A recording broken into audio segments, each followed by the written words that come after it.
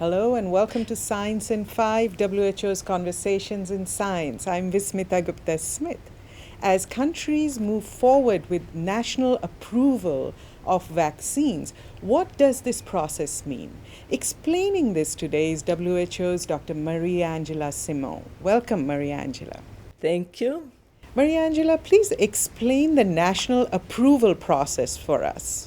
There are different ways that a health product can enter a country.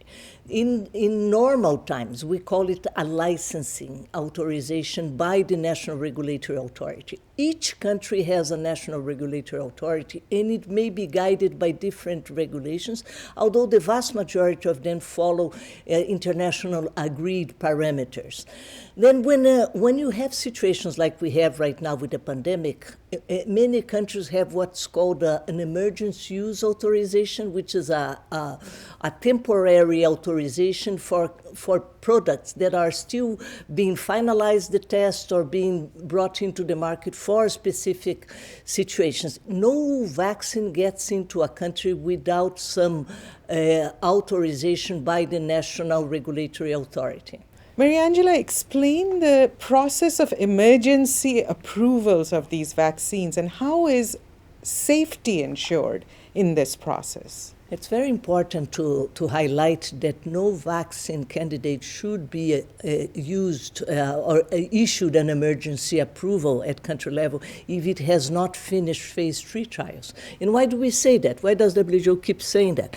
Because it's during phase 3 trials that you do the assessment of efficacy and safety. When it comes to the assessment of the authority, it has already data on both efficacy and safety.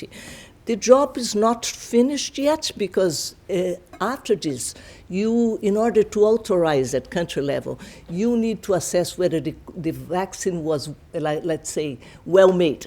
It has to, if it complied to what we call the good manufacturing practices and quality control and so on. And after it comes into the country, it's also monitored for any potential side effects, anything that relates to additional information that didn't come through clinical trials. So this is to say that by the time it's authorized at country level, it has gone through a lot of scrutiny. So it's very good to highlight that safety and efficacy will be guaranteed by the process that we have put in place. Mariângela, WHO also has its own approval process for vaccines. How does that work with national approval processes, and what does that mean for manufacturers and countries? In the case of the COVID vaccines, WHO has issued what we call an expression of interest for an emergency use listing, and potentially in due time to a pre-qualification of vaccines. Why is this important? It's important because there are many national regulatory authorities. There are many countries that don't have the technical capacity to do the full assessment.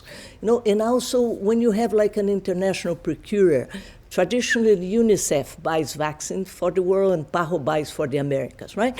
So which assessment do they rely on in terms of quality, assurance, of safety, efficacy? They rely on WHO's pre-qualification program. So this is a very fast-moving process usually, to ensure that once a vaccine is proven to be safe and effective, that actually there are no regulatory barriers for these vaccines to enter, to be deployed at country level, no matter whether this is a very mature national regulatory authority or a less mature national regulatory authority. So reliance on WHO's process is very important for many countries in the world.